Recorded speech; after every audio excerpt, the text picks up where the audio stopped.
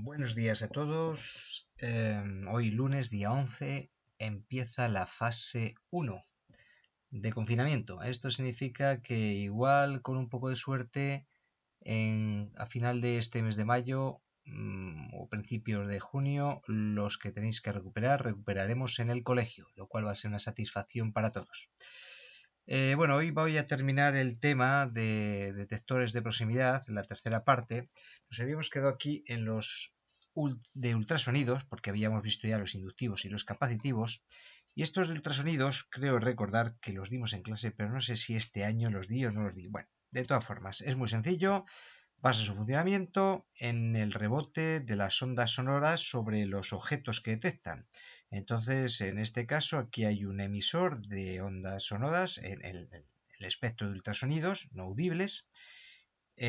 Envía los ultrasonidos, rebota y vuelve. Entonces, este está midiendo el tiempo que le cuesta el volver el sonido. Es un sistema similar al que tienen los murciélagos el sonar para guiarse, ¿no?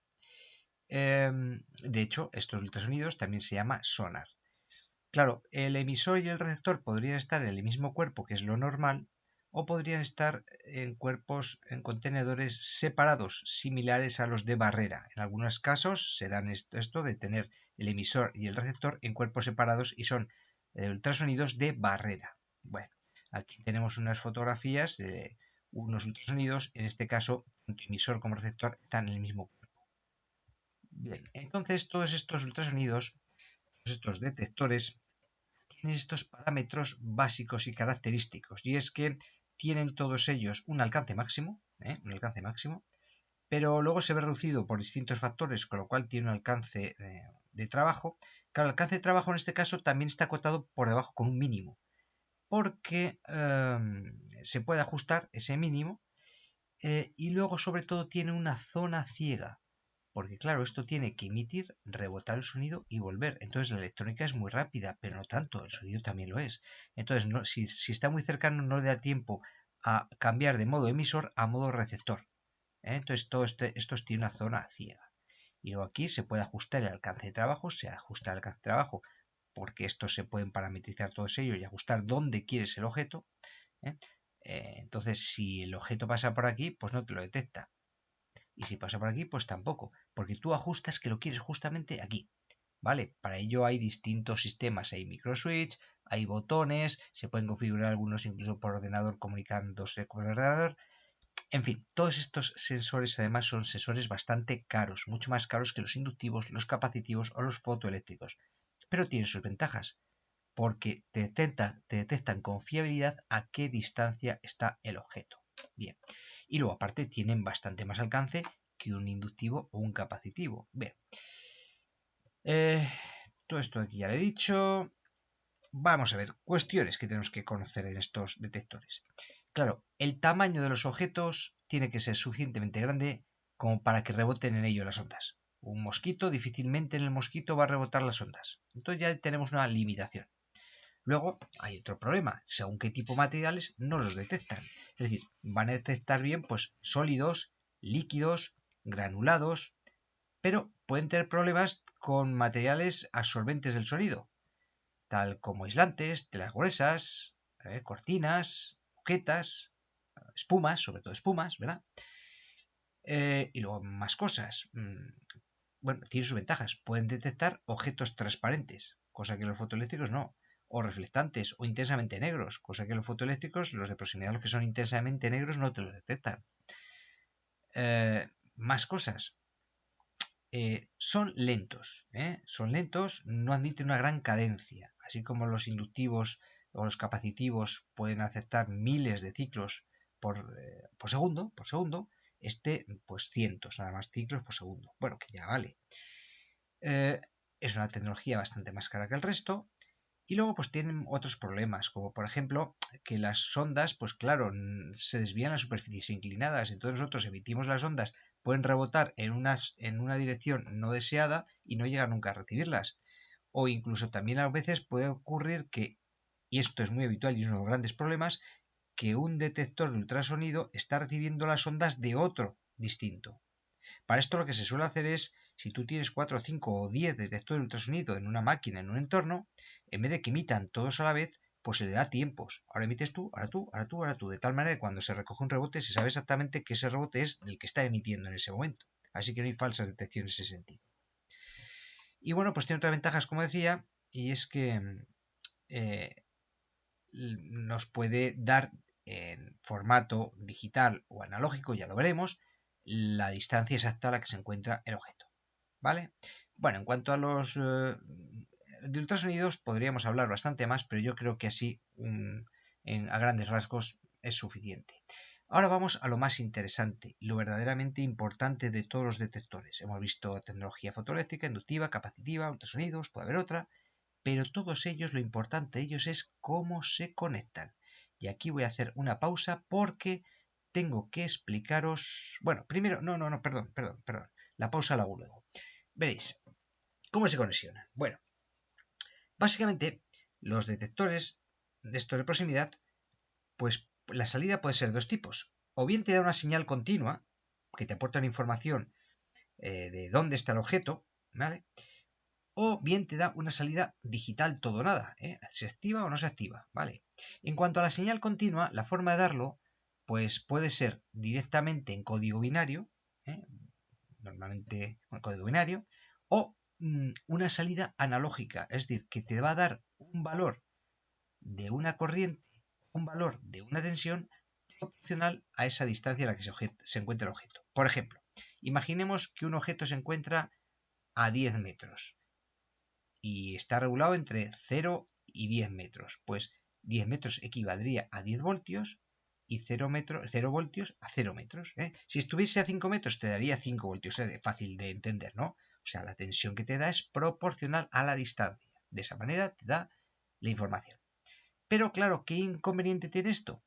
Pues que allá donde tengas el detector, si tiene una tirada larga hasta el cuadro, pues en formato tensión va a tener una caída de tensión. Así que si está a 50 metros, esos 5 voltios que te está dando, cuando lleguen al cuadro, igual se quedan en 4, con lo cual te está falseando la medida.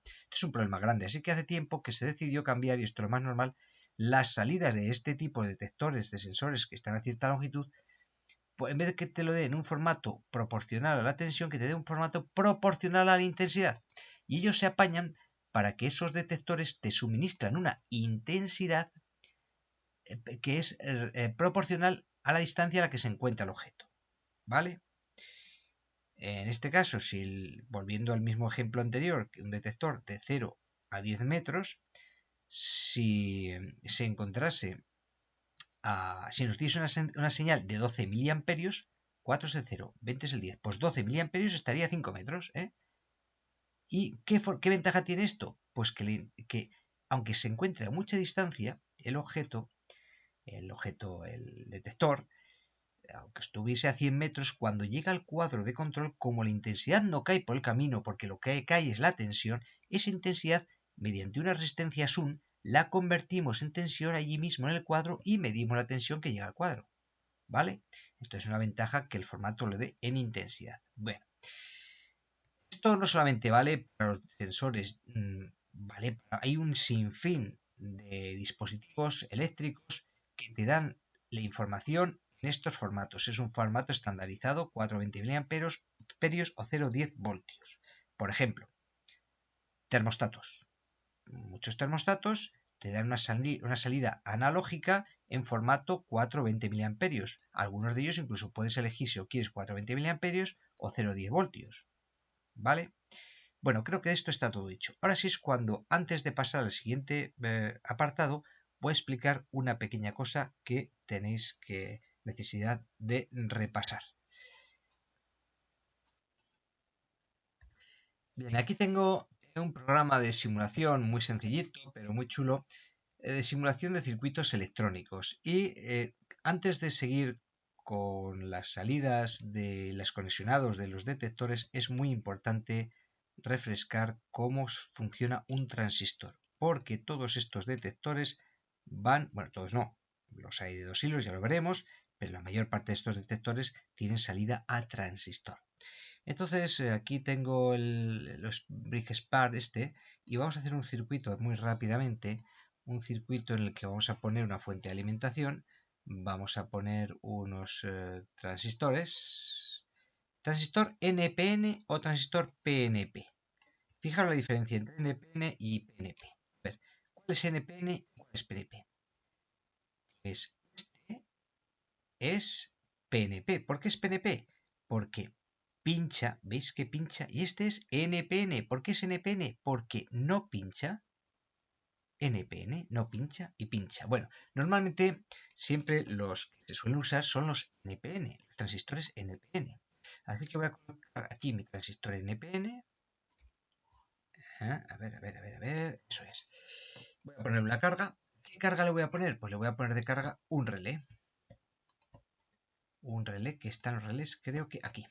Aquí están los relés. Este. Un relé de carga. Y el relé lo pongo aquí arriba, claro. Aquí tenemos el relé. Vamos a poner unas resistencias. No me acuerdo dónde están las resistencias aquí. ¿Dónde están las resistencias? Las resistencias.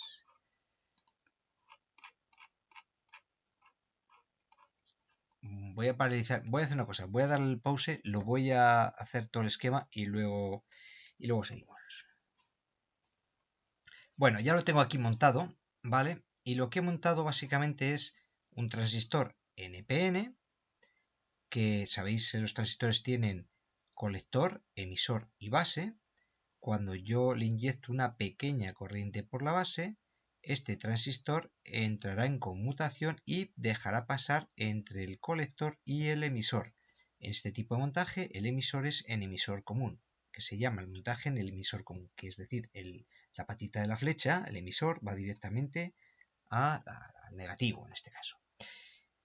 Claro, aquí siempre se le pone una resistencia de base para evitar que directamente se conecte a positivo en la base, con lo cual tendríamos un cortocircuito y se quemaría el transistor.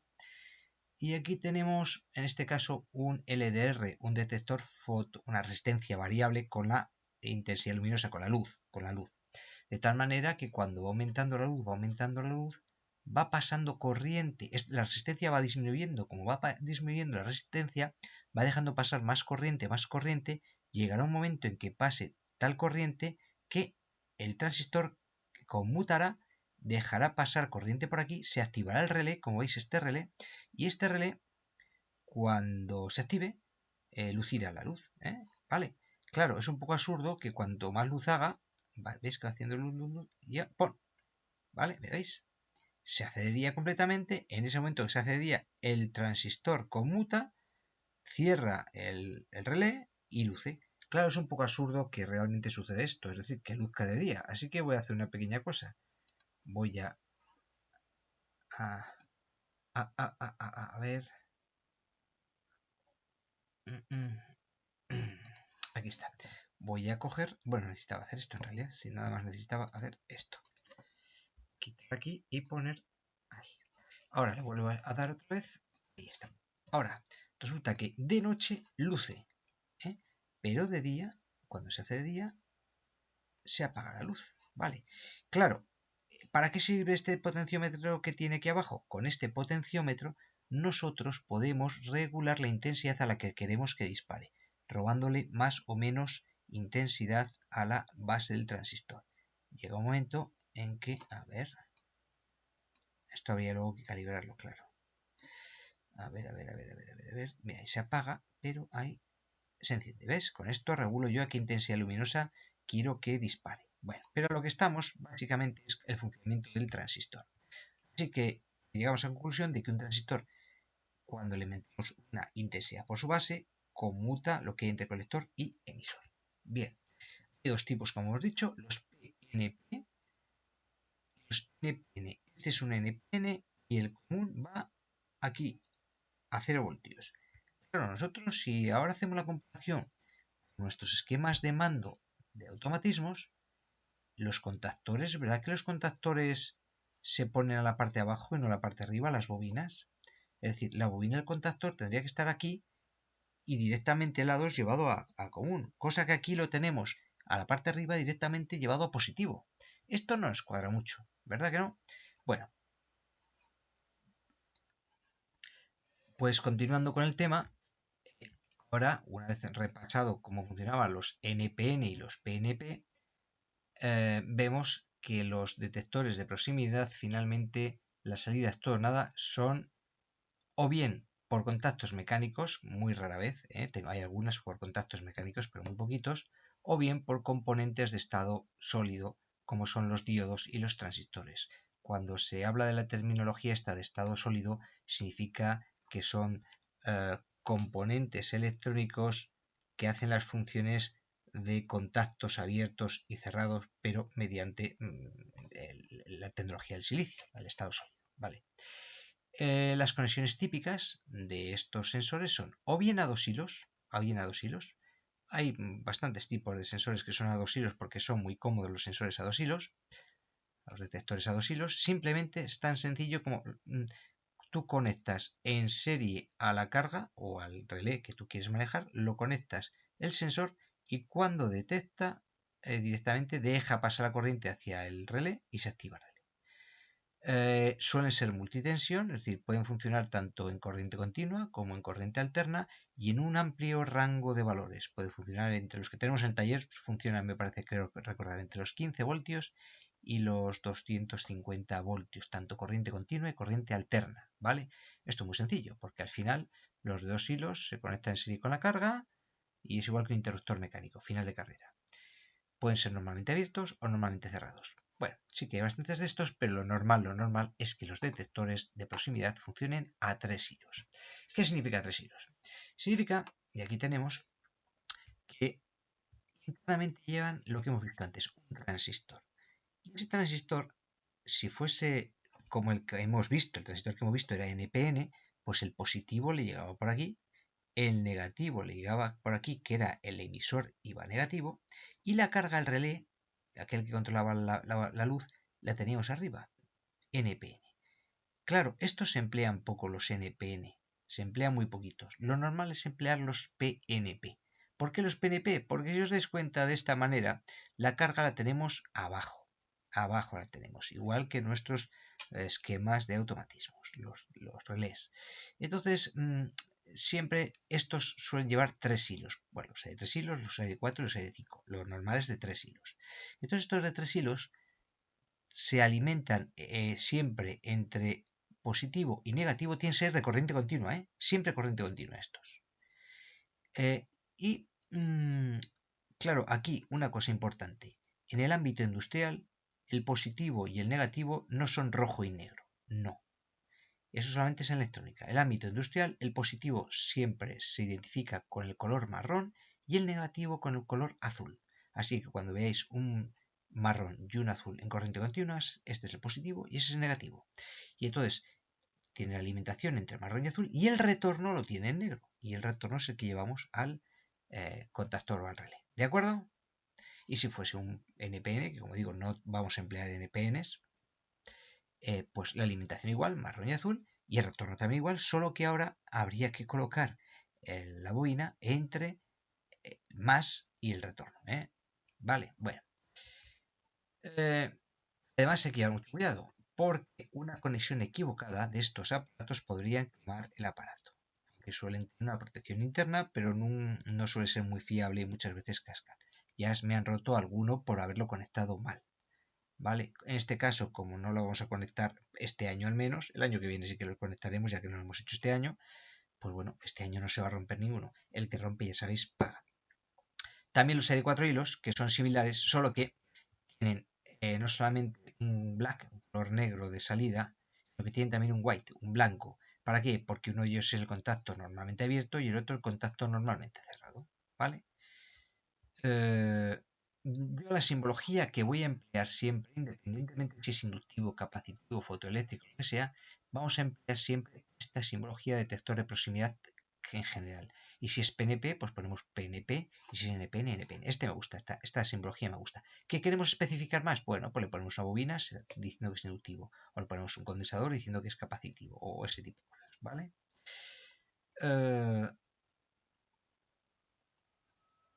Y luego ocurre una cosa. Y lo que ocurre es que a veces nos interesa, muy a menudo, que para detectar algo, si hay presencia de un objeto, de una puerta, de una trampilla, de lo que sea, no nos basta con un solo detector. Muchas veces precisamos de 2, 3, 4 detectores para detectarlo por completo. Con lo cual, a veces se tiende a poner en serie o en paralelo detectores. No siempre es posible. Y leo. Hay que tener en cuenta que estos detectores tienen una corriente residual cuando están abiertos, por lo que no siempre pueden conectarse en serie o en paralelo. Es decir, conectar entre sí series o paralelos es un poco complicado. Y entonces es el propio fabricante el que dice si esos detectores permiten que se puedan conectar en serie o no, o en paralelo, o cuántos se pueden conectar en paralelo. ¿Vale? Lo normal es que en paralelo se pueden conectar siempre, pero en serie con mucho te admiten 2, 3 de ellos. ¿eh? Vale. También podrían conectarse en serie o en paralelo los detectores, los de dos hilos, los de salida de 2 hilos. En paralelo no tanto. Dice, hay que evitar conectarlos en serie o en paralelo con interruptores mecánicos, ya que estos interruptores mecánicos pueden interrumpir el paso de la corriente eléctrica que necesitan para funcionar. Esto mejor lo explico en otro vídeo que hagamos otro día de cómo se conecta, ¿vale? Bien, ¿qué tarea tenéis? ¿Qué tarea tenéis? Tenéis de tarea la siguiente. En página 7 tenemos aquí un par de ejercicios. Dibuja 3 detectores PNP en serie dando un contactor. Es decir, tenéis que dibujaros 3, ya sabéis que el símbolo del PNP es este, ¿vale? Os dibujáis 3 detectores PNP y los conectáis en serie. ¿Qué significa en serie? Significa que para que se accione ese contactor tienen que estar activados el uno, el otro y el otro, es decir, los 3. Si los 3 están activados, es igual que tuvieseis 3 pulsadores en serie. Los 3 tendrían que estar pulsados para que pase la corriente. Pues aquí lo mismo. Los 3 activados para que se active el contactor. Y luego me dibujáis aquí 3 en paralelo. ¿Qué significa esto? Pues significa que cualquiera que se active, cualquiera de los 3, activa el contactor. ¿Vale? Para ello podéis buscar en internet, en vídeos, en documentación técnica vosotros mismos, dibujarlo. ¿Y qué podéis hacer? Podéis imprimir esto y dibujarlo a mano, o directamente con el Paint o con algún programa de dibujo sobre esto mismo dibujarlo, ¿vale?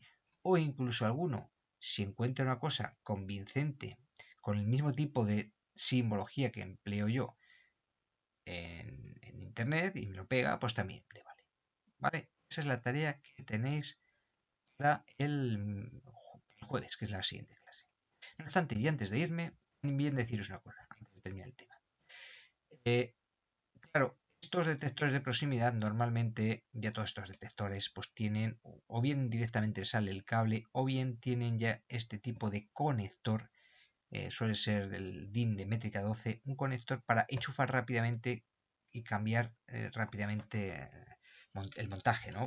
Montarlo muy rápido. Y estos suelen ser de 3, 4 o 5 pines, que se llama.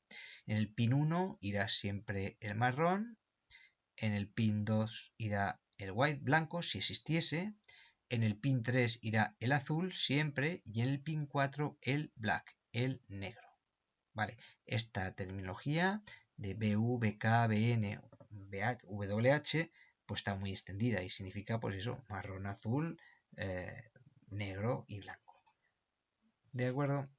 Muy bien, pues eso es todo.